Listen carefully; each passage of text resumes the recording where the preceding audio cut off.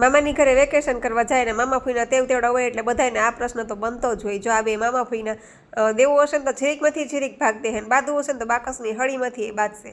પછી બેના હાથમાં સ્કેચ પેન આવી ગઈ, જો આખા ઘરની પથારી ફેરવી નાખી. અને રાત્રે વળી જમવામાં બનાવવાનું હતું ઢોકળીનું શાક. તો મને આવડે નહીં એટલે મારા મમ્મી ઢોકળીનું શાક બનાવતા હતા એટલે હું જોતી હતી ઊભી ઊભી કે ઢોકળી કેમ બનાવે છે. મારા મમ્મીએ મસ્ત ઢોકળી બનાવી નાખી અને ઢોકળીના શાકનો વઘાર પણ કરી નાખ્યો. મેં એક બાજુ રોટલી ને ખીચડી કર્યા. એટલી વારમાં નૈત્રીન પપ્પા આવી ગયા અને એ ગરમા ગરમ બેસી ગયા જમવા. પછી એક બધા જમવા બેસતા ગયા. ગરમ ગરમ રોટલી, શાક, ખીચડી, ઢોકળીનું શાક, સંભારો, ગુંદાનો જમીને પછી વાસણ ઉટકવાનું કામ નૈત્રી બેને લઈ લીધું. આજે તો એ કે હું જ તને વાસણ ઉટકાવીશ. મેં કીધું હારું હાલ આપણે બે થઈને ઉટકી નાખીએ. અને આમ પણ હું જે કામ કરું ને એ કામ નૈત્રીને કરવું જોઈએ. પછી અમે બે થઈને વાસણ ઉટકા ને પછી ઘરે આવતા આવતા રિટર્નમાં પછી આ તો અમારે હોય જ.